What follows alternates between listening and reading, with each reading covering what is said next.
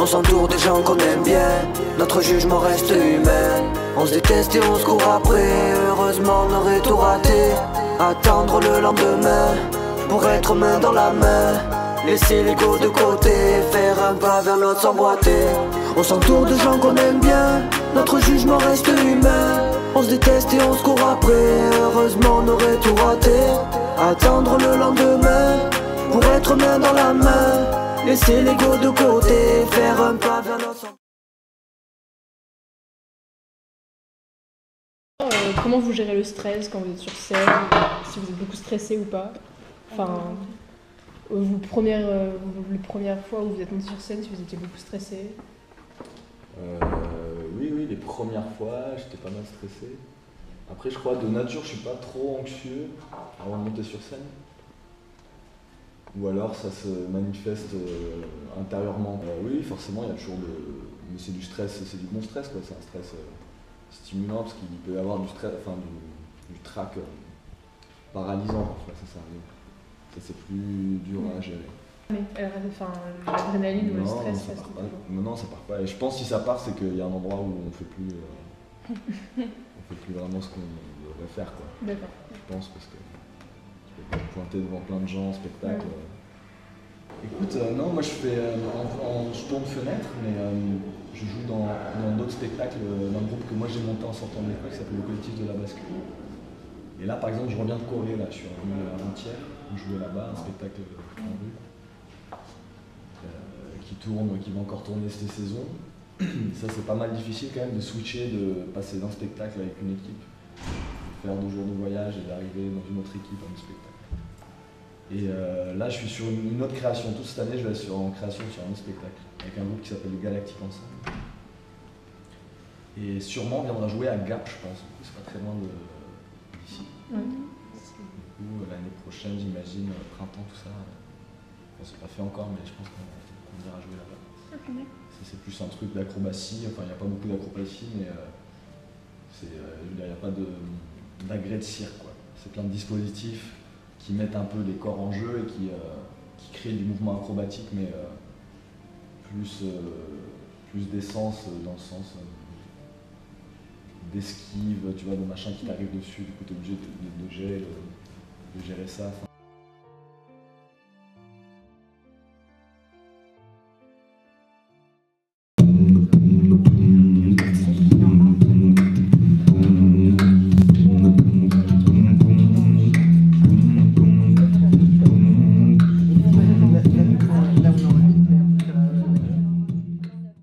Comment elle vous est venue l'idée du spectacle? Alors, je vais essayer de trouver une réponse brève. Comment m'est venue l'idée du spectacle? L'idée du spectacle m'est venue parce que je voulais utiliser le slam et la poésie orale.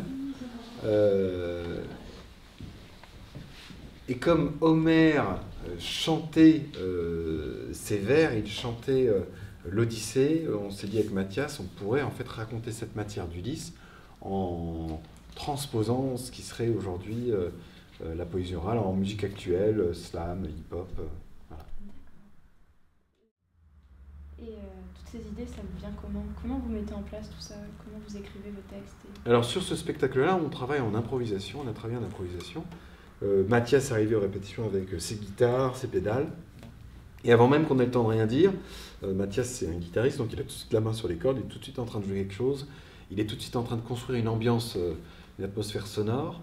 Et à chaque fois qu'il faisait ça, je me disais, tiens, ça pourrait aller pour l'épisode du Cyclope, ou l'épisode de Ulysse sur son radeau, ou peut-être Les Prétendants. Et je prenais le micro et je faisais une tentative. Et on faisait une tentative à 2, ça se répondait, qu'on enregistrait toujours. On réécoutait et on se disait, c'est intéressant, là il y a un point de vue musical qui est intéressant, là il y a de la rythmique dans la voix qui est intéressante, et on retravaillait la chose. C'est comme ça que ça se faisait. Et aujourd'hui, qu'est-ce que ça vous apporte? De quoi? De faire ça, de faire ce métier-là? De faire ce métier-là. Qu'est-ce que ça m'apporte de faire ce métier-là?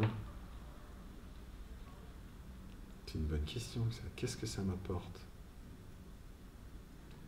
En fait, je suis un peu... je me considère un peu comme une éponge, c'est-à-dire que tout ce que je vis, les rencontres avec les gens, dans le train, regarder la super pleine lune qu'on a eu il y a 2 jours, tout ce que je vis, c'est j'absorbe toutes ces informations, et il y a toujours un moment donné où ça ressort dans un spectacle. Donc c'est pas tellement qu'est-ce que ça m'apporte, c'est qu'en fait, naturellement, je faisais ça même quand j'avais 14 ans, quand j'écrivais des chansons, ce que je vis devient une matière en gestation chez moi, et au bout d'un moment, ça ressort.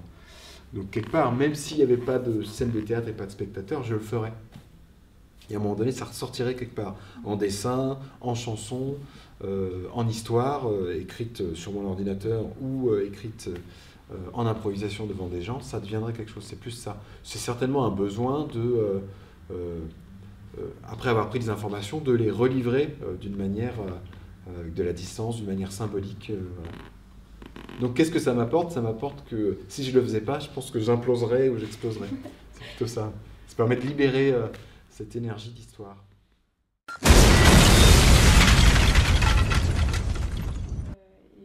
Du coup, pour finir, où est-ce qu'on peut vous retrouver sur Internet?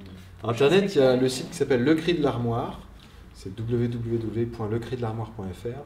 Et il y a toutes les informations sur les spectacles, il y a les agendas, il y a les actualités, il y a tout ça. D'accord, c'est parfait. Merci. Merci à vous.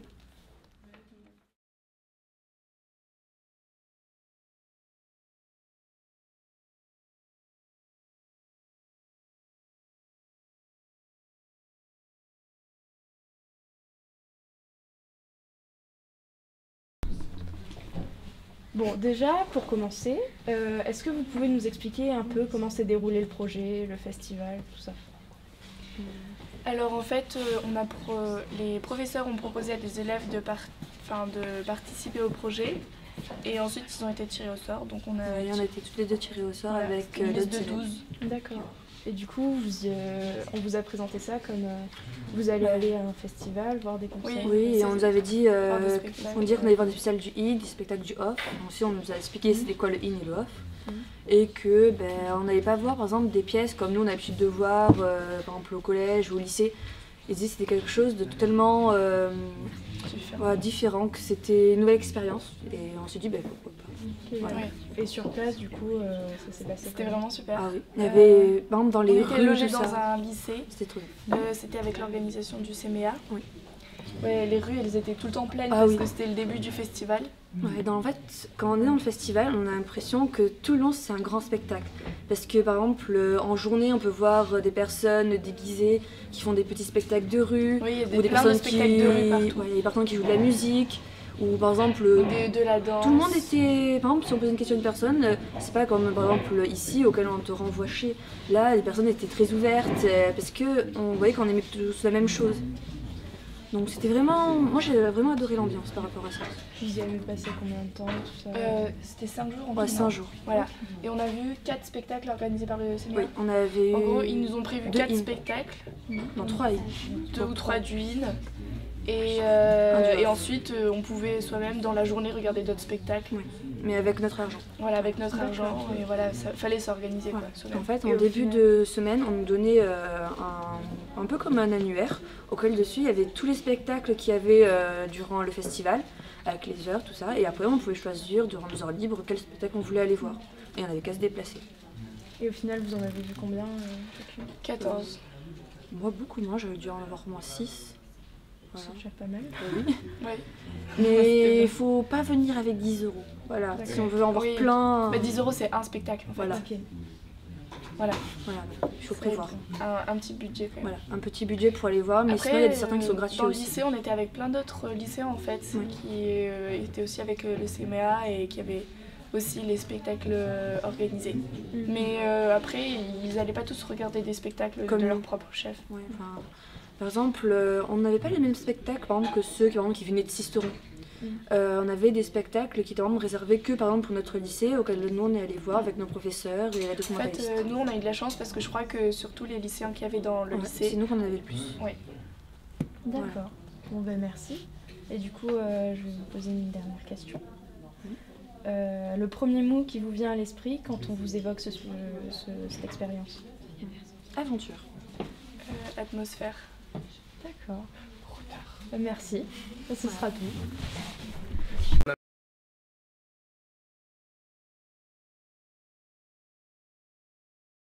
m'intéresse pas s'il y a un casse-vitesse ou pas au coin de ta rue, si dans les écoles on a le droit d'avoir des repas gratuits ou pas, si les gens ont le droit d'être soignés ou pas.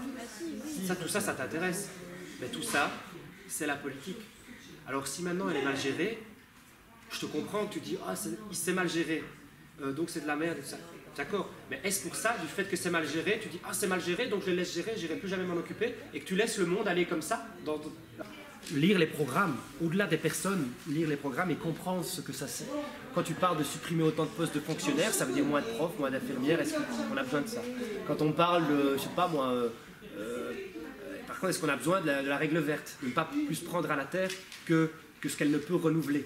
Ah ben, on peut se dire que ça peut être pas mal quand même de respecter ça, ou de la santé des gens. Donc, orienter plus ses choix par rapport à des idées qu'on a critiquées dans sa tête, etc. Et donc pouvoir se dépatouiller. Et c'est vrai qu'aujourd'hui le monde ne donne pas très envie, mais est-ce que c'est pour ça que du coup on va jeter l'éponge et on va laisser faire et ça va s'empirer? Et je me suis rendu compte qu'en fait, si je m'occupais de pas politique, c'était elle qui s'occupait de moi. Parce que je ne sortirais jamais du système. Je consommerai toujours, je paierai mes impôts, mes taxes, et si je suis dehors, je dépendrai toujours du SAMU ou du CPS ou des petites structures d'assos qui s'occuperont de moi. Tu vois? Donc ça nous concernera toujours, on ne pourra jamais sortir. Voilà, ça n'existe pas. Donc malheureusement, aujourd'hui, il y a beaucoup de gens qui pensent qu'ils sont libres en n'allant pas voter. Ben, en n'allant pas voter, ils font le jeu des puissants, qui ont tout fait pour les dégoûter de ça, et aujourd'hui ils se frottent les mains. Mais en tout cas, si on veut partager demain, il va falloir qu'on parle entre nous et qu'on écoute les programmes et qu'on lise ce qu'il y a dedans, et qu'on devienne des citoyens critiques de ce qu'on nous propose.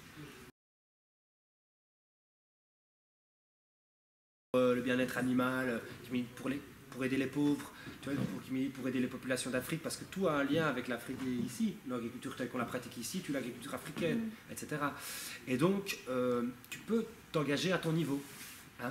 Tu peux t'engager en mangeant correctement, tu peux t'engager en allant dans une association, en parlant avec tes amis, en publiant sur Facebook ou tel documentaire, en parlant. Tout ça fait évoluer la société et donc tu peux avoir un impact déjà à ce niveau-là et au niveau local. Après, c'est vrai qu'aujourd'hui, les jeunes n'ont plus envie de s'engager parce qu'ils disent. Mais le problème, c'est en y réfléchissant bien, quand on ne s'engage plus, est-ce que finalement on ne fait pas le jeu de ceux qui veulent qu'on ne s'engage plus?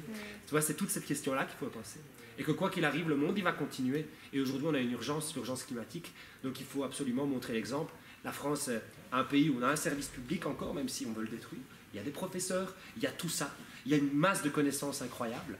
Donc il y a des jeunes qui sont prêts, qui pourraient vouloir en faire plein. Il faut juste leur donner envie de le faire et de montrer. Une fois que les gens pourront montrer l'exemple, eh bien, il y aura d'autres pays qui vont suivre. J'en suis sûr. Le problème, c'est qu'aujourd'hui, pas demander à un pays d'Afrique de montrer l'exemple. Ils n'ont pas de structure, pas d'école, pas de machin. Ils n'arriveront pas à faire bouger. Donc, la France, elle a déjà un fort potentiel avec les écoles, etc. Donc,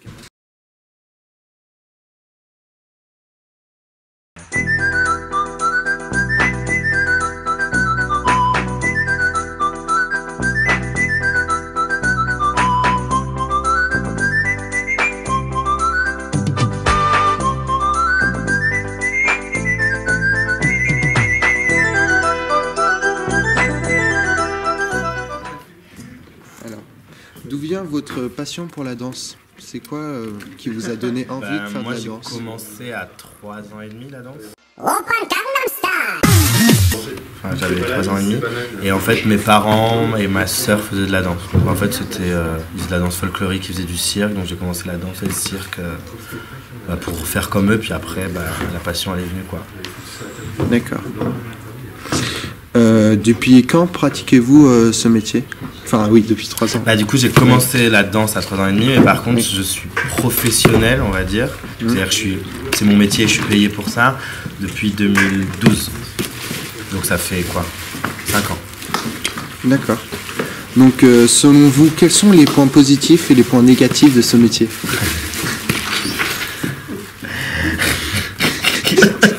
Pardon. Les points positifs, c'est quand même on n'a pas tous la chance de faire ce qu'on aime tous les jours.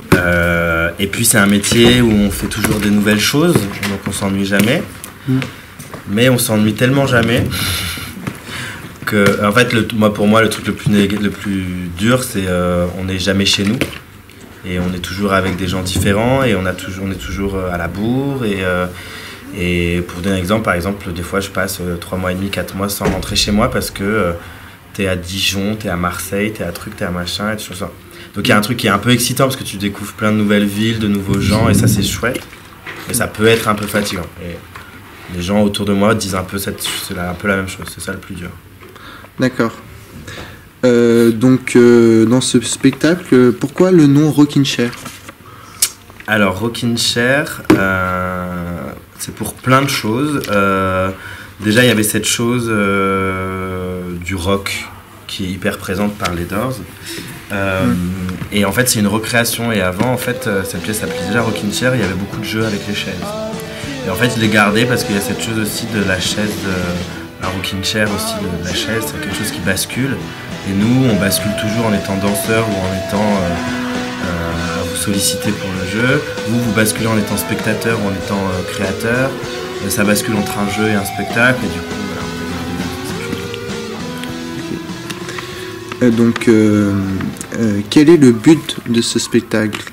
Y a-t-il un message adressé au public ? Alors un message pas dans son sens propre, c'est-à-dire quelque chose d'un peu de poétique ou un sujet plus psychologique. Pour moi le but c'est vraiment de proposer aux spectateurs de pouvoir un peu plus rentrer dans c'est quoi créer un spectacle, quel est le processus de création, et quand nous en tant que chorégraphe, qu'est-ce qu'on utilise comme outil pour faire le spectacle, et de par le jeu de cartes que vous puissiez créer. Et pour moi c'est le vrai but, c'est un peu politique, c'est quand on parle de danse contemporaine, tout le monde est un peu soit c'est ennuyeux, soit c'est pas accessible, soit c'est élitiste, soit c'est de toute façon je comprends rien parce que je suis allé voir un spectacle. Et moi ça m'intéresse pas, je fais pas des spectacles que pour les gens qui connaissent la danse contemporaine, je fais des spectacles pour tout le monde en fait. Et du coup c'est de réfléchir moi en tant qu'artiste comment je fais pour pas juste dire ah c'est dommage, mais de trouver un moyen pour que ça change ces choses-là. Et c'est vraiment le but de ce spectacle. D'accord. Avez-vous des projets pour le futur ? J'en ai plein de projets. Ouais, là, cette compagnie, déjà, il y a un gros. Ça, c'est le projet le plus proche. Et on est déjà en train de préparer un nouveau spectacle pour 2019,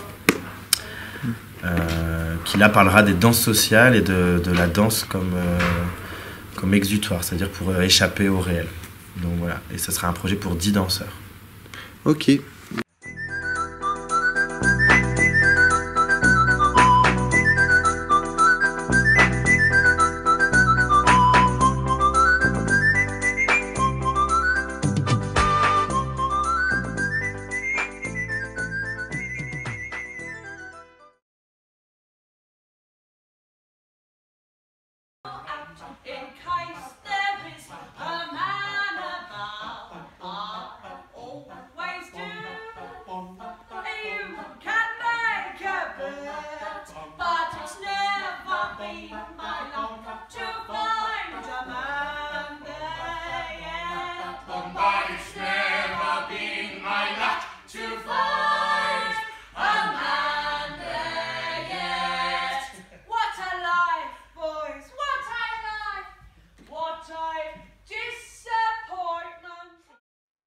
Merci à la troupe de théâtre en anglais pour ces magnifiques spectacles et aux professeurs d'anglais du lycée pour nous permettre chaque année d'aller les voir sur scène.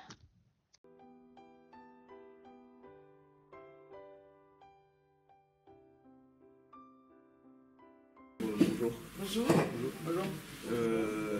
Est-ce que vous pouvez vous présenter un petit peu pour qu'on sache un peu qui vous êtes, ce que vous faites au sein du centre ?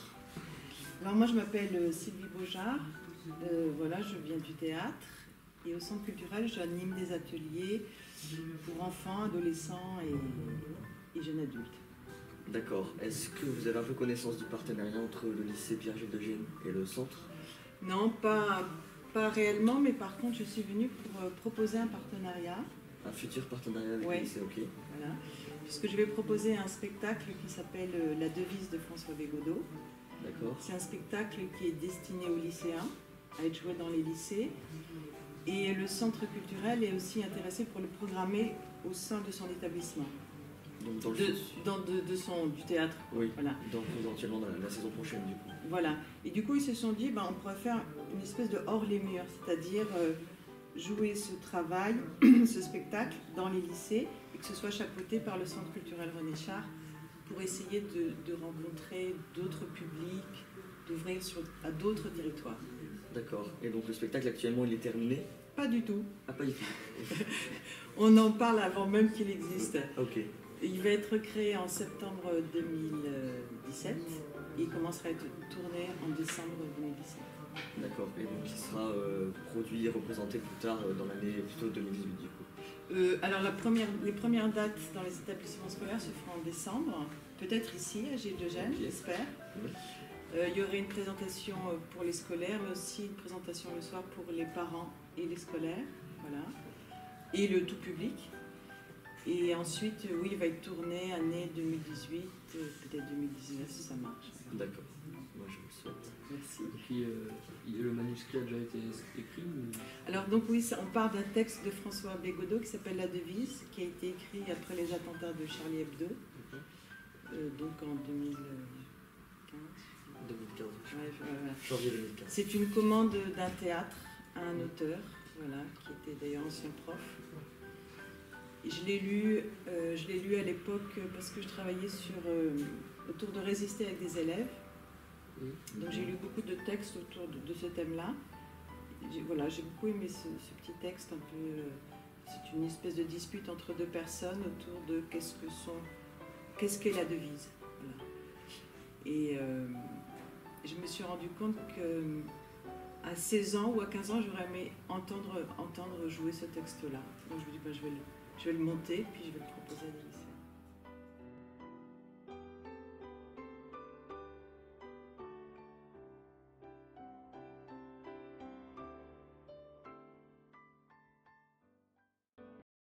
On partage nos différences, pour venir là, trop de violence. Maintenant on s'écoute, maintenant on s'entend, plus d'embrouille ni de jugement. On a compris qu'il fallait être soudé, tisser un lien pour ne pas s'isoler, que la diversité faisait la vraie richesse, que la plus belle des valeurs c'était la tendresse.